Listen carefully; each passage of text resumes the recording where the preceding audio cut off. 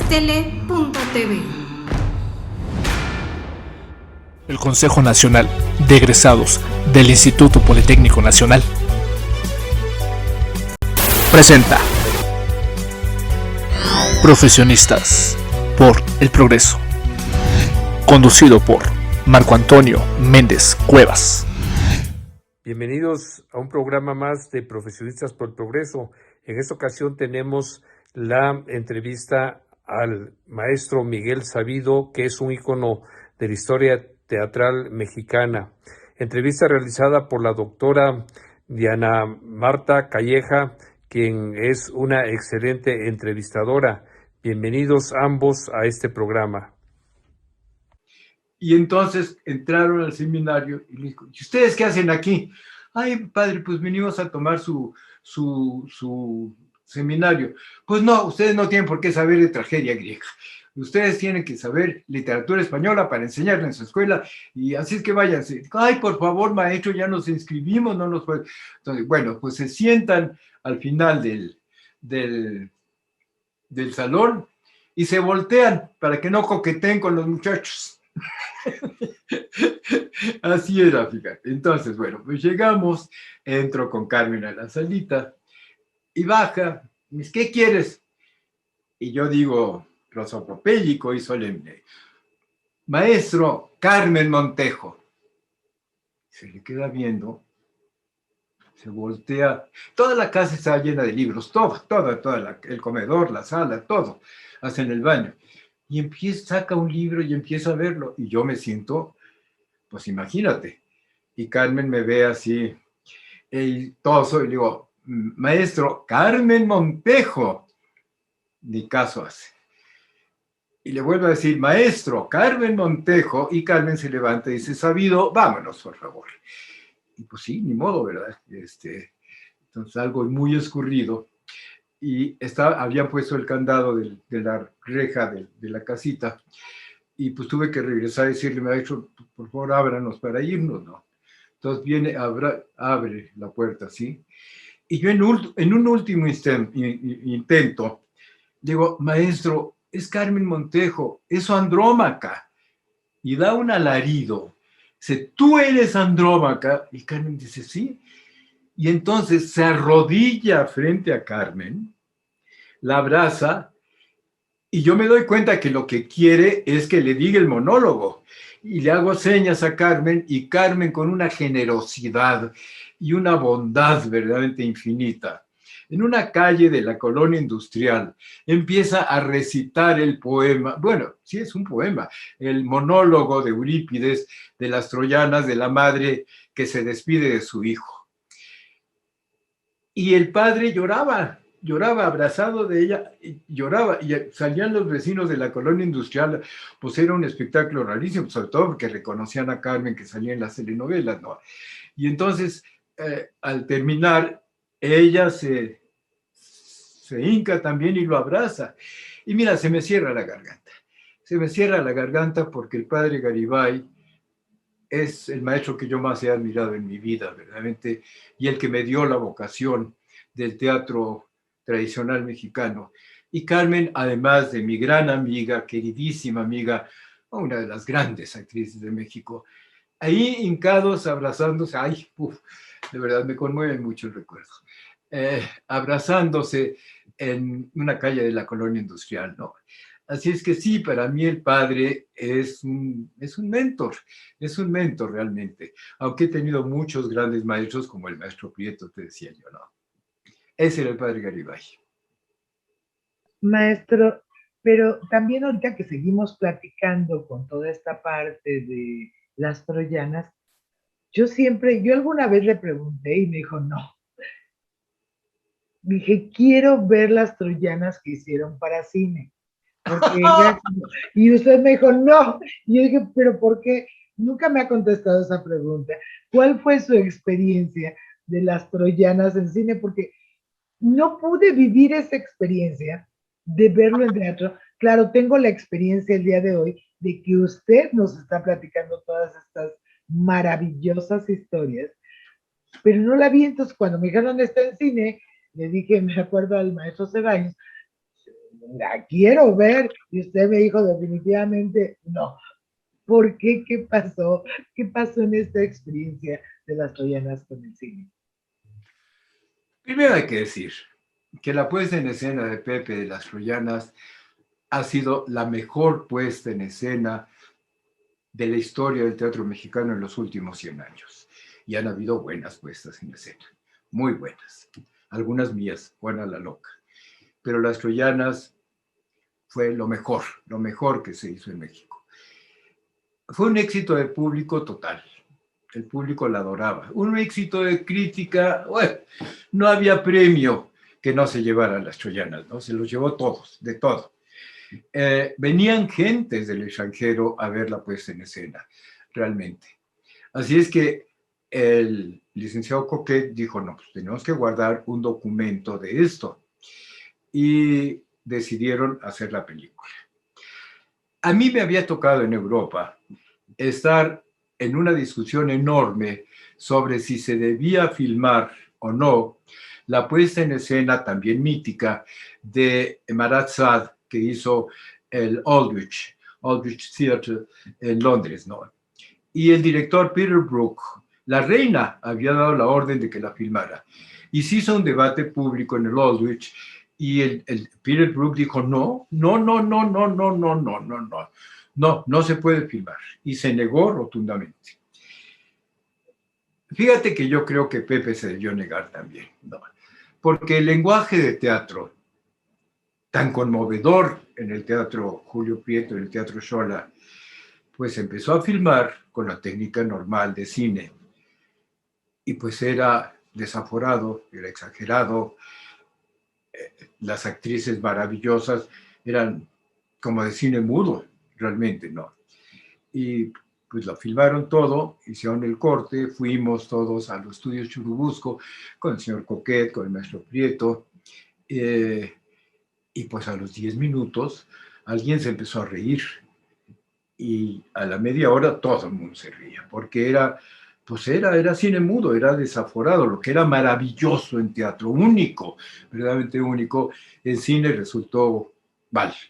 Y pues por eso, con mucho sentido, las autoridades no lo han destruido, los negativos están por ahí, no sé dónde, pero dieron la orden de que no se exhibiera públicamente, y yo creo que hicieron muy bien, porque el recuerdo de la puesta en escena fue tan glorioso, realmente, que hicieron bien.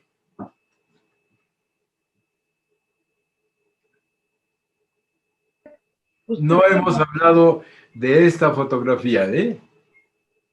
No, es que vamos terminando esa parte porque la parte de esa fotografía es gloriosa porque usted cambió todo un concepto. Y si quieres, sí, vamos hacia eso. Usted cambió todo un concepto. O sea, el teatro, el IMSS tenía 40 teatros, ahorita creo que son 38 en operación, pero tiene otros tantos 38 teatros al aire libre. El IMSS avanza en aquellos años, porque de verdad el IMSS es a nivel de seguridad social el precursor a nivel mundial de un concepto integral que la gente todavía no entiende y que también de eso vamos a hablar más adelante. Todavía se pregunta por qué los teatros. Pero cuando el IMSS avanza hacia el campo, avanza sus servicios médicos, de salud, ¿cómo se llama?, de centros de seguridad social, de aquellas casas de la asegurada, y avanza hacia el campo, crea todo un concepto el patronato, en donde lleva un concepto de música y teatro y donde usted es el ícono, es el director del teatro campesino. Y pasan varias cosas que nos tiene usted que platicar, porque se vuelve no tan solo la magia del teatro, sino la magia del pueblo, y además hay un fenómeno especial. Todo eso nos lo tiene que platicar Zapata. ¿Qué pasa con la gente de esas comunidades en esos teatros abiertos? ¿Qué es trabajar en todo ello, maestro? Por favor. Alguna vez le preguntaron a Coquet, bueno, pero ¿por qué el seguro va a ser teatro para campesinos si los campesinos no tienen acceso al seguro social. Y dijo una cosa contundente. Dijo, los campesinos son mexicanos. Así de fácil, ¿no? Si tienen derecho también a participar en la cultura. Y se hicieron esos, y se hizo un ballet folclórico espléndido, estupendo, estupendo, que le dio la vuelta al mundo, magnífico. Y entonces, bueno, pues el maestro muy gentil me nombró director del Teatro Campesino. Así es que éramos 3 Pepe, yo me llamo José Miguel. Era Pepín Retes, Pepe Solé y yo, que soy José Miguel, que me decían Pepito. Los directores éramos Pepe. Y entonces mandó a escribir obras de teatro para que se pusieran en los teatros abiertos. Y escribió Emilio Carballido, maravilloso dramaturgo, una obra Teseo, que hizo Javier Mar, por cierto, con Mechi Pascual, haciendo de Medusa. La otra era una adaptación de Clemencia, de Luisa Josefina Hernández. La otra era una adaptación del Periquillo Sarmiento, de Héctor Azar. Y bueno, yo las monté, pues porque eran las obras que me habían dado para montarlas, ¿no? Hice una compañía chiquitita de repertorio de actores muy eficientes, como Manuel Ojeda, por ejemplo, Mar Zamora, Javier Marc, Luis Miranda, y pusimos las obras.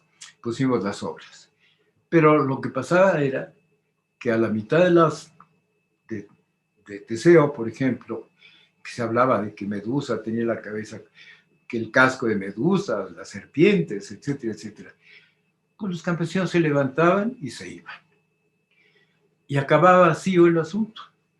Entonces había una mujer maravillosa en el patronato, María Elena Martínez Amayo, pero maravillosa, verdaderamente, maravillosa. Y que ella era la coordinadora del Teatro Campesino. Y entonces tuvimos una junta con el maestro Prieto, y yo no me atrevía a decirle, ¿no? Pero María Elena le dijo, pues maestro, lo que pasa es que la gente de Morelos, a donde vamos, pues no sabe quién es Medusa, no sabe quién es Teseo, y pues no le importa mayormente quién puede ser Medusa o Teseo, ¿no? Y dijo el maestro, pues vamos a suspender. Le dije, no, maestro, permítame usted escribir una obra, pues a ver si les funciona, ¿no? Me dijo, bueno, pues escríbela. Y en el seminario de Luisa Josefina Hernández escribió una obra, Zapata. Muy sencilla, muy sencilla, muy sencilla. No tiene grandes complicaciones. Esta foto es precisamente de Zapata. Zapata está en el centro. Pues está Guajardo, el traidor que lo manda a matar, unas mujeres, y la tierra.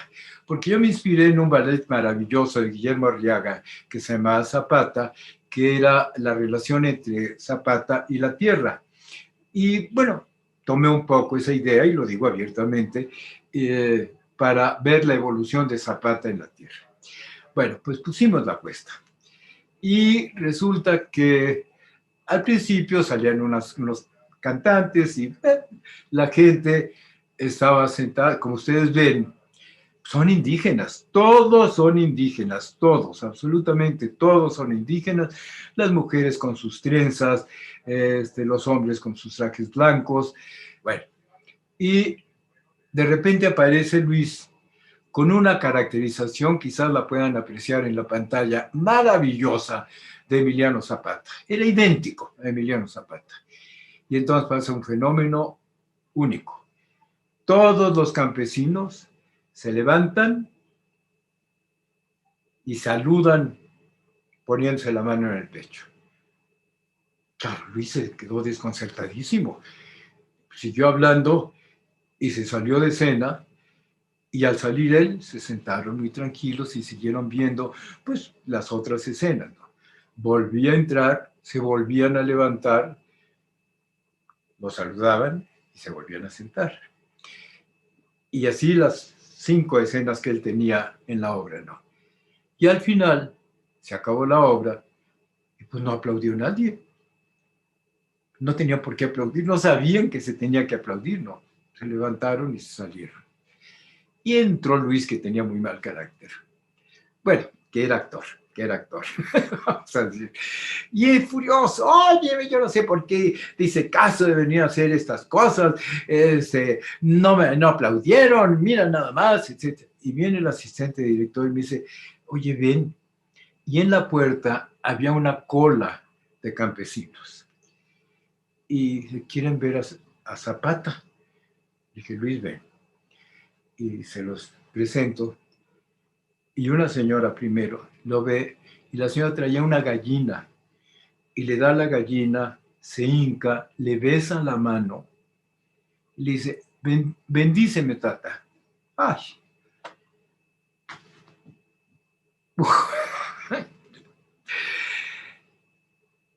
Y Luis se queda así, le digo, bendícela, Luis. Y la bendijo. Y luego viene un señor con unas lechugas, le da las lechugas, se hinca, le besa la mano y le dice, bendíceme, tata. Y así 20 o 30, ¿no? Yo no puedo acordarme de eso sin llorar, de verdad. He tenido muchos momentos espléndidos en mi vida, ¿no? María presentó Las Tentaciones de María Egipciaca en el ámbito de las Naciones Unidas, pues con un éxito delirante.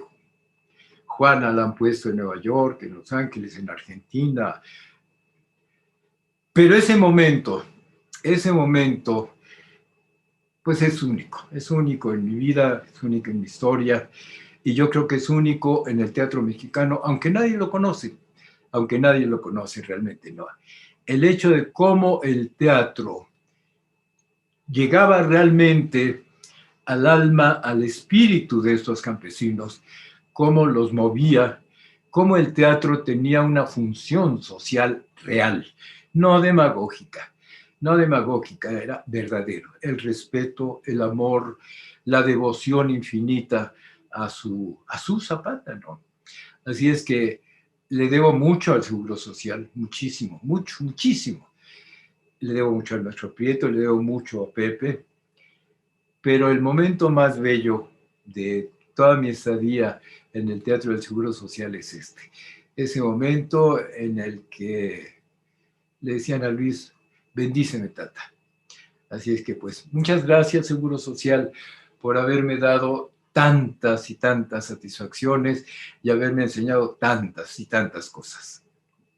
Es que es maravilloso cómo de verdad el instituto llega hasta la gente, lo que usted logra como director del Teatro Campesino. De hecho, hay leyendas, yo no sé, usted nos debe de decir, acerca de que se volvió una fiesta popular en el pueblo el que llegaran estas puestas en escenas. ¿Eso es cierto, maestro? Ay, maestro, lo amo. Es que sí, entiendo perfectamente porque esa es la misión, es como usted dijo que nos platicó que el maestro Coquet, o sea, don Benito Coquet, el creador de todo este concepto integral, dijo, pues es que son mexicanos. Y sí, ellos son nuestras raíces, nuestro amor y tenemos que recordar que ellos somos nosotros, porque nosotros somos México. Entonces entiendo la emoción tan maravillosa que siente en este momento, maestro, y de verdad, qué importante que nos lo comparta en este testimonio, en su sitio web que es el siglo XXI y efectivamente, como dices, el siglo de oro de la cultura mexicana. ¿Nos quiere platicar un poquito más de lo que pasaba alrededor acerca del teatro campesino antes de pasar? Porque todavía nos falta una larga historia sobre esto. Todavía tenemos tela de dónde cortar, el maestro, porque todavía la historia con usted, que usted es historia y usted es vida, todavía va para, este testimonio da para mucho más.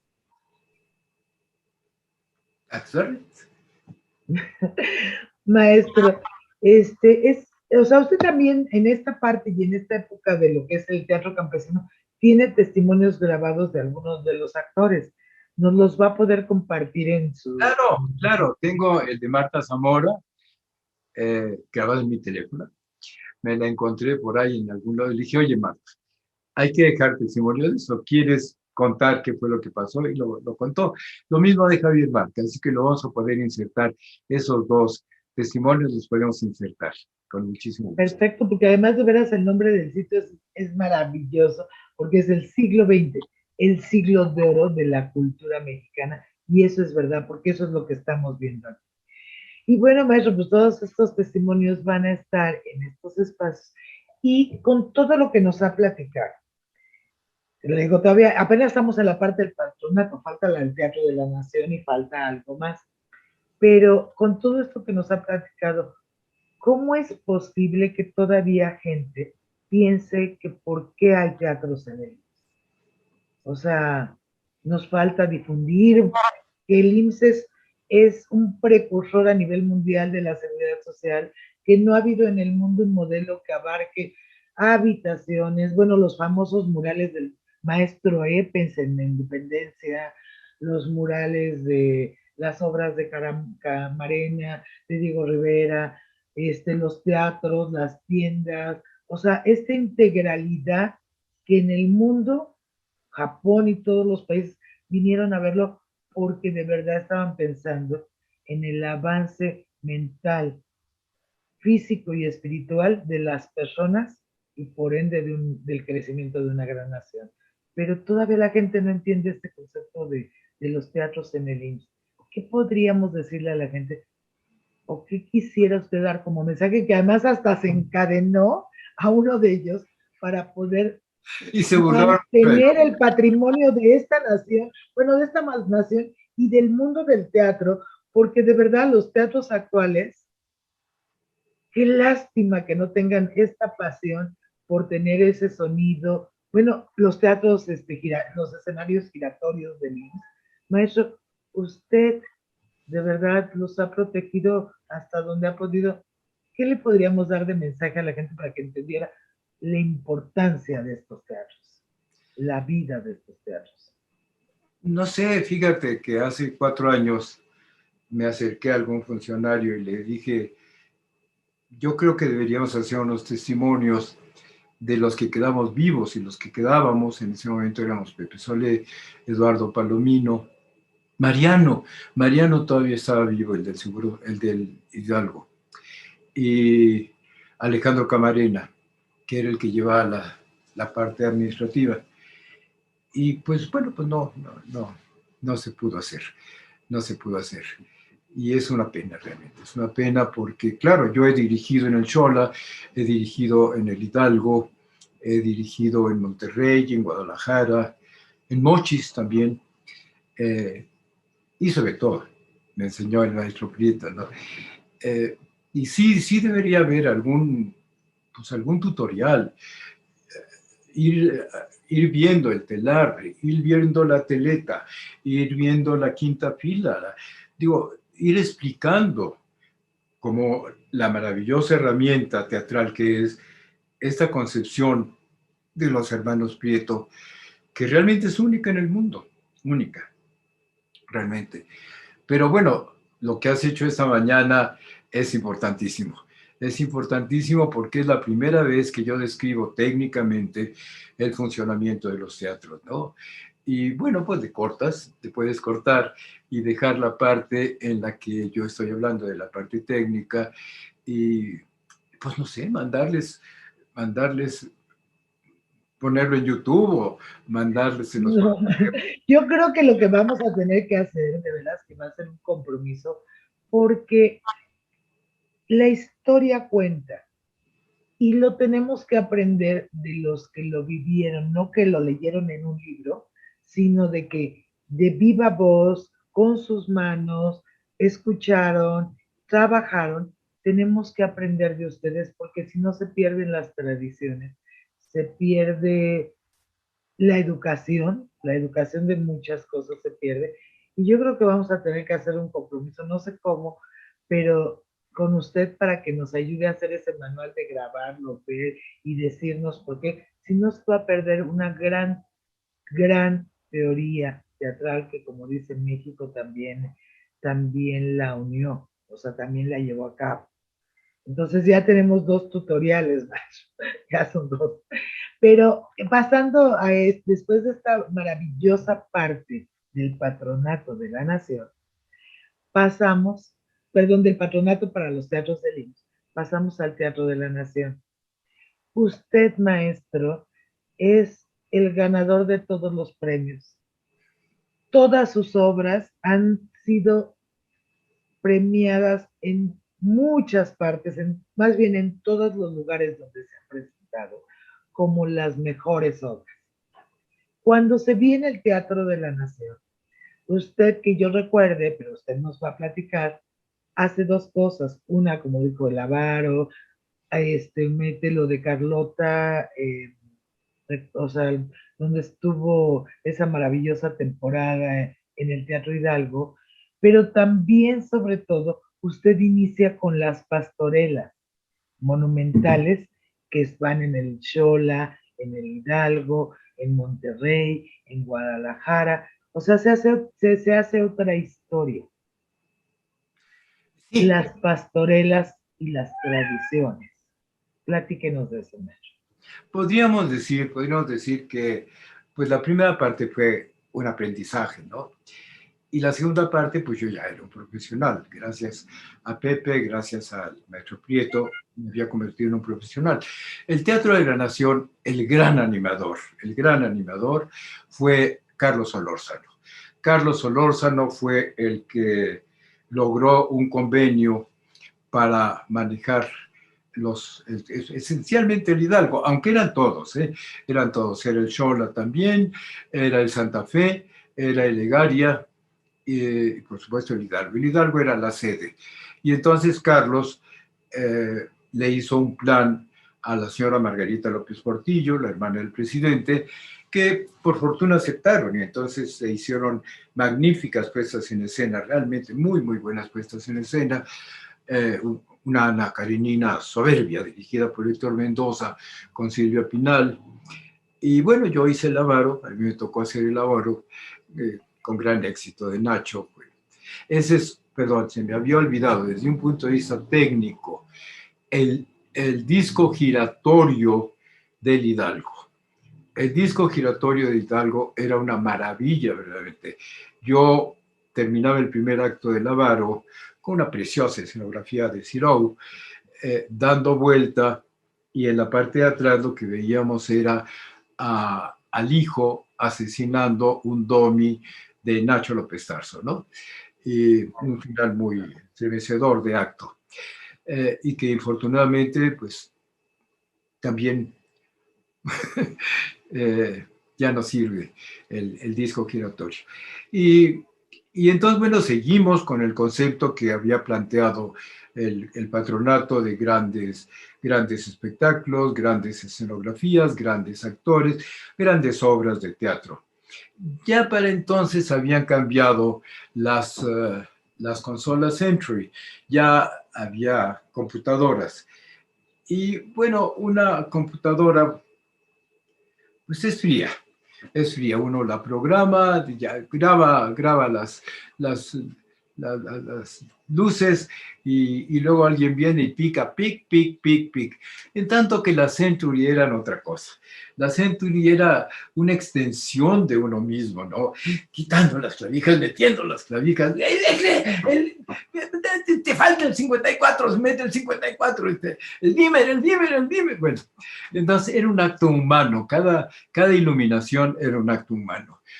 Ahora ya con las computadoras son actos mecánicos, algunas maravillosas, por supuesto, ¿no? El homenaje que yo le hice a Guadalupe Dueñas, a Pita Amor, a Guadalupe Amor en Bellas Artes, con una escenografía prodigiosa de Alejandro Luna. Bueno, hizo una iluminación usando una computadora, verdaderamente maravillosa, ¿no? Pero las del seguro tenían esa cosa de que te podías equivocar, y claro que te podías equivocar, y muchas veces nos equivocamos, y entonces eran los nervios, la tensión de esas consolas. Y bueno, todo eso por fortuna se transmitió al al Teatro de la Nación e hizo una gran temporada. Y ya en el Teatro de la Nación, pues a mí ya me permitieron usar...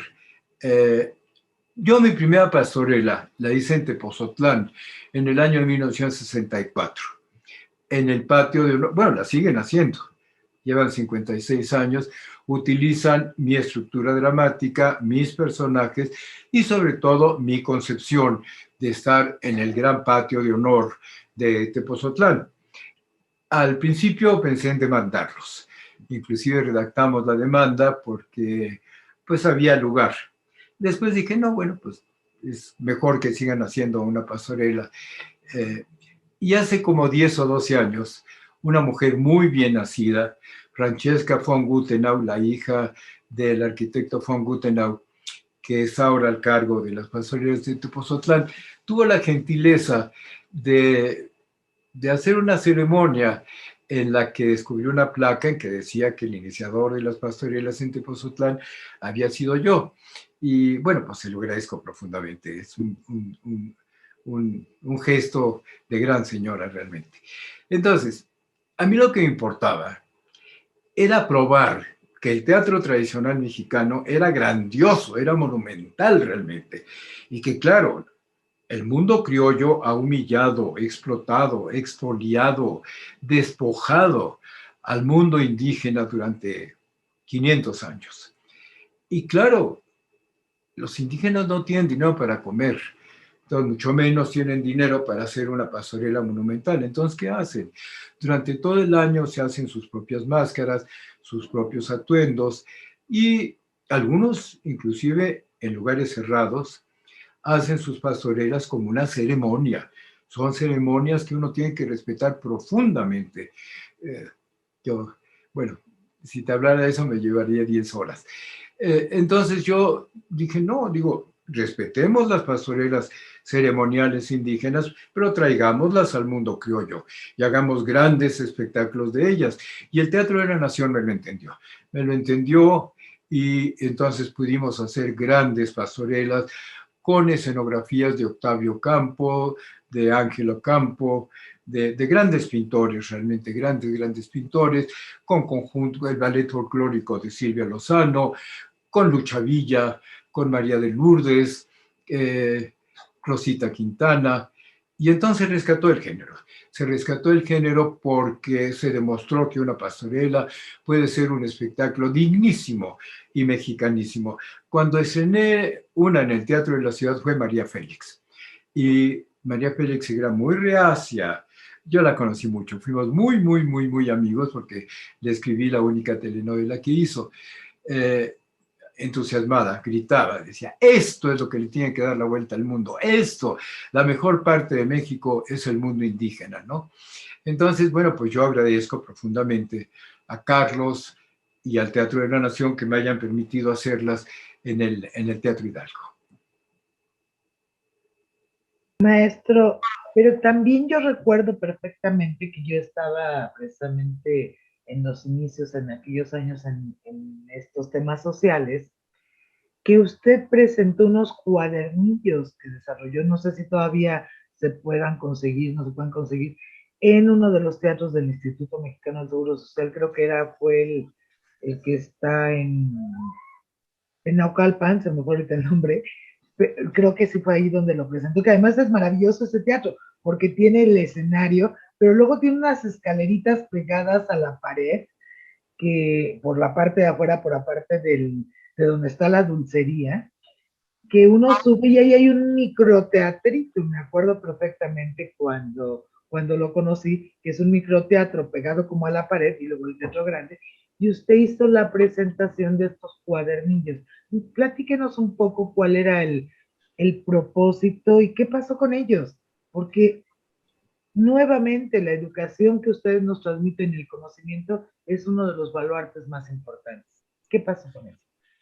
Bueno, lo que pasa es que Fray Pedro de Gante, inteligentísimo, hay una figura prehispánica única, que es el calpulli. El calpulli es la unión indisoluble del Dios con el grupo humano. el Dios es el corazón del grupo humano. Y la interlocución entre ambos se da a través del Tlatoani, que quiere decir el que habla, y con un códice en el que se dice cómo deben ser los rituales para hablar con el Dios. Bueno, Fray Pedro fue tan inteligente que el Calpulli lo convirtió en la cofradía. El Tlatoani lo convirtió en el mayordomo y el códice lo convirtió en un cuaderno manuscrito.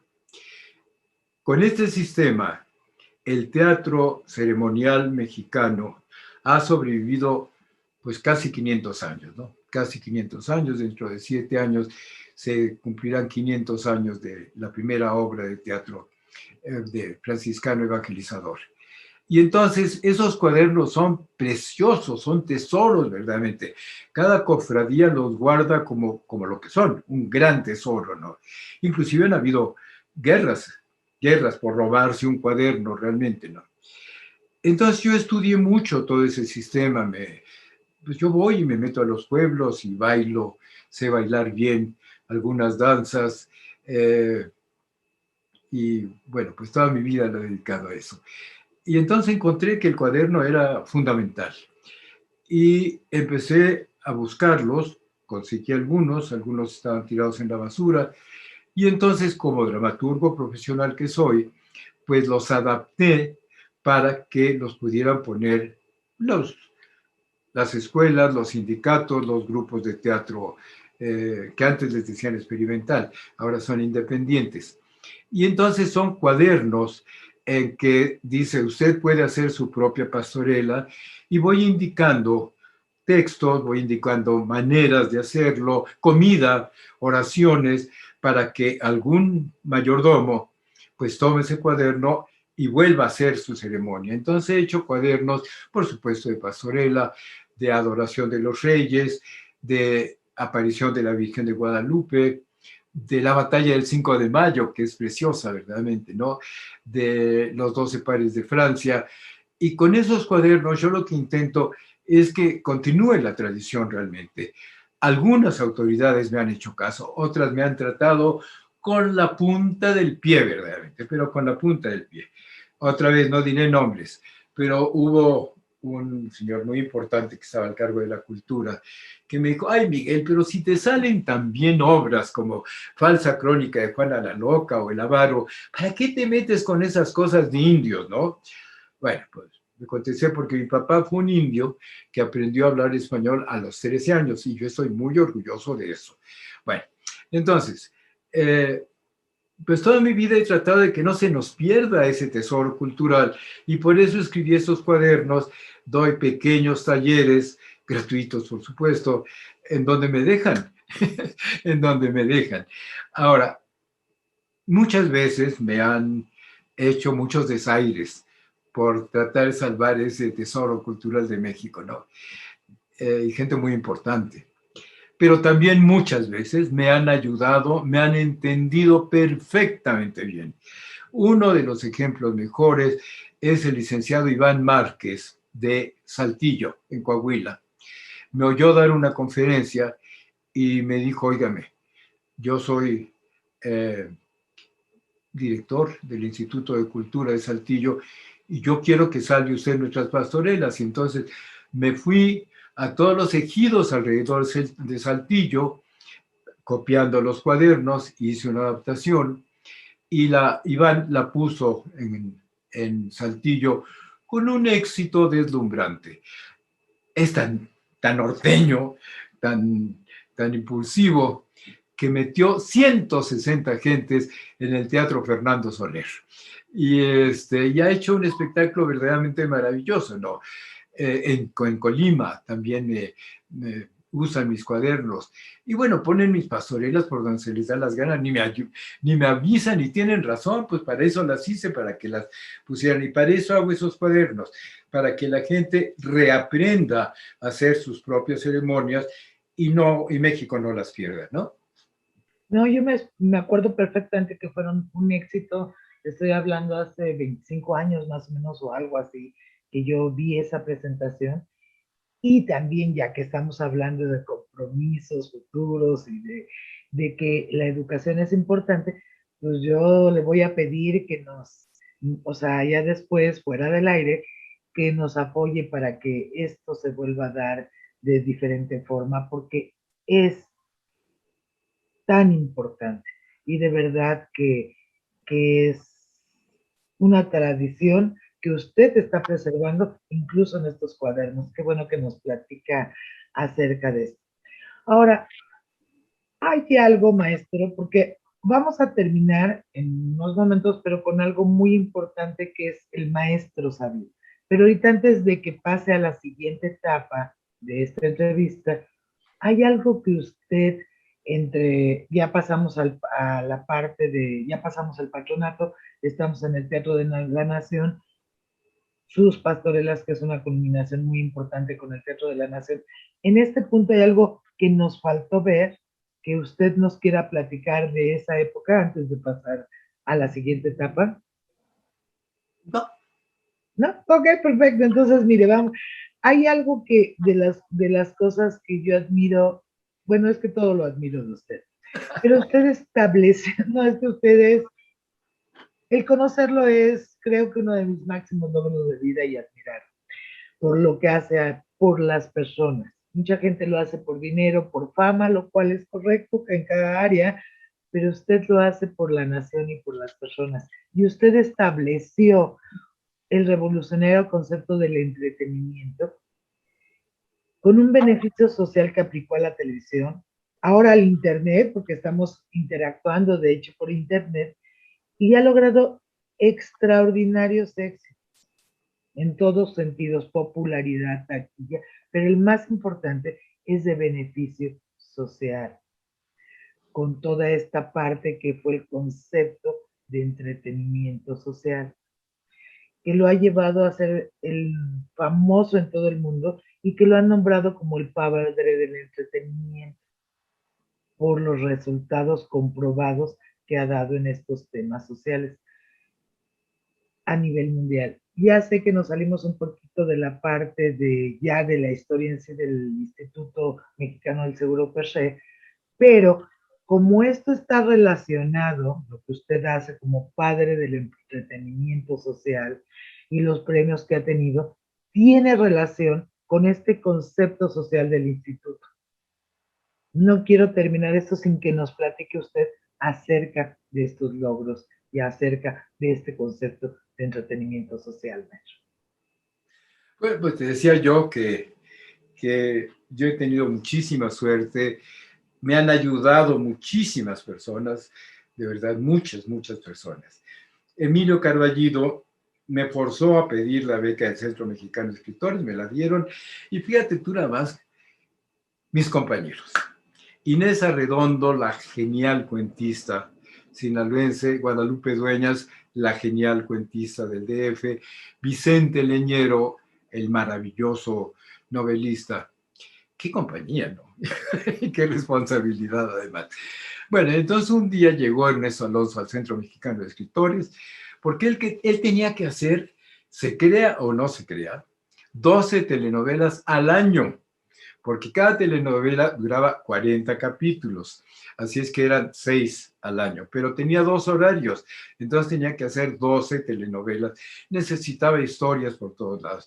Oyó hablar del Centro Mexicano de Escritores, y pues nos fue a ver y nos dijo que si queríamos escribir una telenovela. Bueno, la escribimos de verdad con mucho cuidado, y le pusimos un nombre poético de un cuento de Guadalupe Dueñas, Guía en la sombra. Bueno, estábamos felices. El día que se iban a dar los premios, pues nos presentamos los 4 muy contentos, y nos dice el conductor: y el premio a la mejor telenovela del año, Las momias de Guanajuato. Como que Las momias de Guanajuato. Ernesto le había cambiado el título de Guía en la sombra a Las momias de Guanajuato. Entonces, pues yo me enojé muchísimo.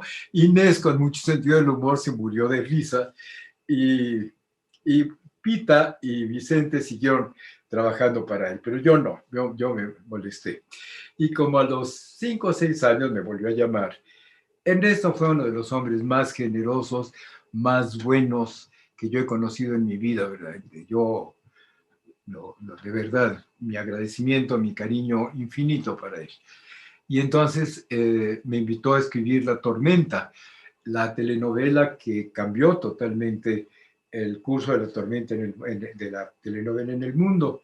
Y entonces otra vez fui con Luisa Josefina para estudiar la estructura de las telenovelas y poder hacerlo más o menos bien, ¿no? Entonces analizamos la estructura de la telenovela, se hizo La Tormenta con un gran éxito, por fortuna, luego hice la telenovela de María Félix también con mucho éxito, y luego, bueno, pues ya yo por mi lado empecé a buscar qué uso social podría tener la telenovela. Tengo que decir que mi abuela, doña Julia Nava de Ruiz Sánchez, fue la fundadora de la carrera de trabajo social en México, que mi madre fue maestra misionera de Vasconcelos y que a nosotros nos educó, mi hermana Julia, toda su vida trabajó en cuestiones culturales en los reclusorios. Así es que nos educaron con un sentido social, de que tenemos obligación de servir a nuestra sociedad, ¿no? Y entonces a mí me inquietaba mucho qué efecto era el que tenían realmente las telenovelas, ¿no? Entonces me puse a estudiar con Luisa y finalmente, pues, Emilio Azcárraga Milmo, otro hombre que me ayudó infinitamente y que debe estar en el cielo de los concesionarios, que debe ser muy poquitos los que están en ese cielo realmente, ¿no? Me permitió hacer una telenovela de educación de adultos, Ven conmigo. Yo llamé a Celia Alcántara, la escritora de Simplemente María, la hicimos y pues resultó que 500,000 de personas se inscribieron en el Plan Nacional de Educación de Adultos. Pero lo más importante es que fue la telenovela con mayor rating hasta ese momento en la historia, 31 puntos. ¿Qué probaba eso, Diana? Que tú puedes lograr un beneficio social sin bajar el rating, el share, ni las ventas. Eso es fundamental, eso es importantísimo. ¿Por qué? Pues porque la telenovela comercial es masiva, llega a todas partes, todo el mundo la ve, sobre todo los que tienen problemas sociales que resolver. Y entonces, después del éxito de Ven conmigo, pues Emilio me dejó hacer 3 de planificación familiar que bajaron del 3.7 al 2.4 la tasa de explosión demográfica. Y luego, pues, Indira Gandhi me mandó llamar a la India. Aquí vamos a insertar una foto de ella. Me mandó llamar para ser su asesor e hicieron primero 2 telenovelas, Hum Blog y Hum Ravi, y luego otra telenovela fantástica, verdaderamente, extraordinaria, sobre planificación familiar, y también lograron detener la eclosión demográfica en la India. Entonces esto se volvió noticia mundial, que Indira Gandhi, y me nombraba, entonces me empezaron a llamar de todas partes del mundo para dar conferencias, pues en China, en Holanda, en Nueva York, en Washington, en Australia, en Japón, en todas partes del mundo, para que diera yo conferencias sobre estas experiencias que había tenido. Y entonces así llegué al concepto del entretenimiento útil, el entretenimiento con un beneficio social, pero comprobado. Yo soy muy necio, muy tosudo. Y yo siempre quiero saber cuál es el resultado de lo que estoy haciendo. Me interesa muchísimo, ¿no? Y entonces siempre hice investigación sobre el efecto de esas telenovelas. Y esa necesidad mía, pues, resultó afortunada, porque soy quizás la única persona que tiene datos duros acerca del efecto que hacen, el efecto benéfico que pueden hacer las telenovelas. Y por inferencia, claro, el efecto horrendo que hacen telenovelas como El Señor de los Cielos, todas estas telenovelas que exaltan a los narcotraficantes, que tienen 25 años haciéndolas, y el resultado salta a la vista. Ya los narcotraficantes son héroes en nuestra patria, ¿no? Bueno, entonces, este concepto le dio la vuelta al mundo y las Naciones Unidas tuvieron la gentileza de darme un premio muy comprometedor. Es Savior of the Earth, y quiere decir salvador de la tierra, ¿no? Entonces, pues mi metodología se ha aplicado por todos lados y por fortuna, ahora en 2021, se está aplicando otra vez en Televisa. La está aplicando la espléndida productora Rocío Ocampo. Lleva 3 telenovelas de ese tipo: Vencer el miedo, Vencer el desamor, y ahora ya está haciendo Vencer a la desesperanza. Así es que en México nació esa metodología, le dio la vuelta al mundo y ha regresado a México. Me siento muy contento, muy orgulloso y muy agradecido con Rosy, realmente. Y muy agradecido contigo, porque decían cuando yo trabajaba en la televisión: por favor, no le suelten el micrófono a Sabido, no se lo suelten porque no lo regresa nunca. Y sí, ¿verdad? Tengo esa vergonzosa e incurable enfermedad de ser parlanchín y de no parar de hablar realmente. Pero te agradezco muchísimo, muchísimo esta oportunidad en la que hemos hecho un repaso partiendo del Seguro Social, al que tanto le debo, pues un poco de mi carrera también. Así es que muchas gracias, Diana Marta. Eres muy gentil y mucho te lo agradezco.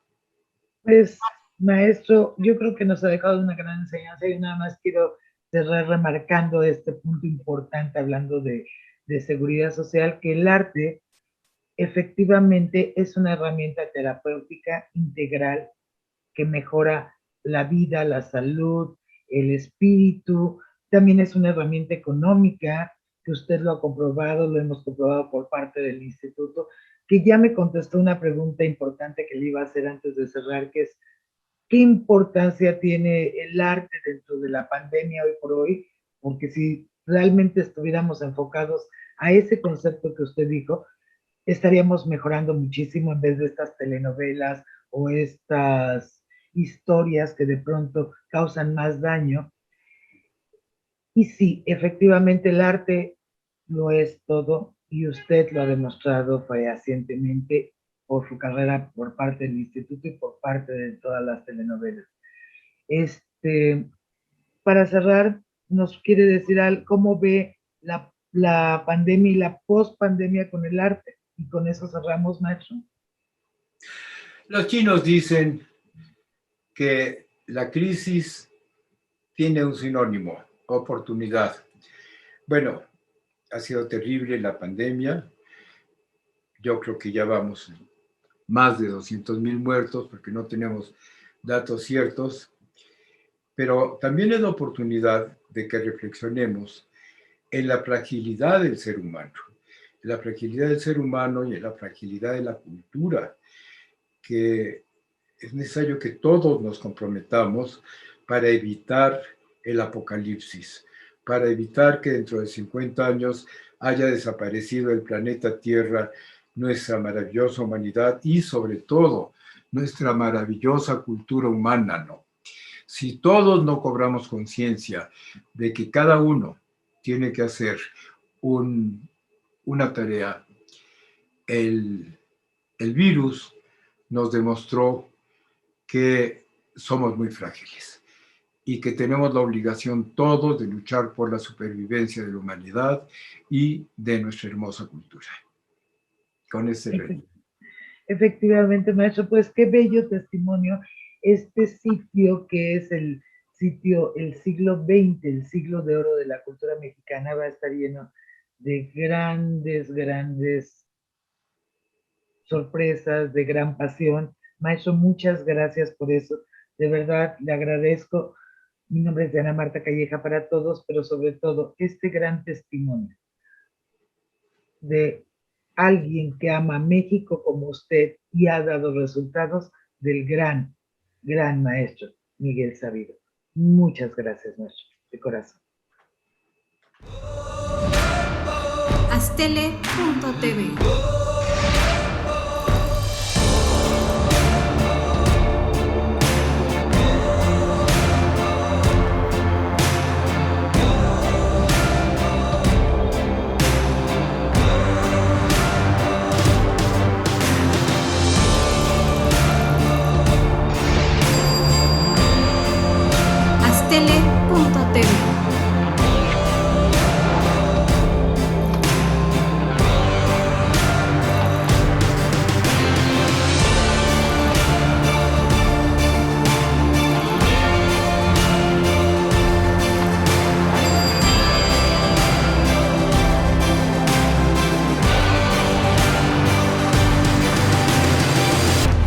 ll.tv.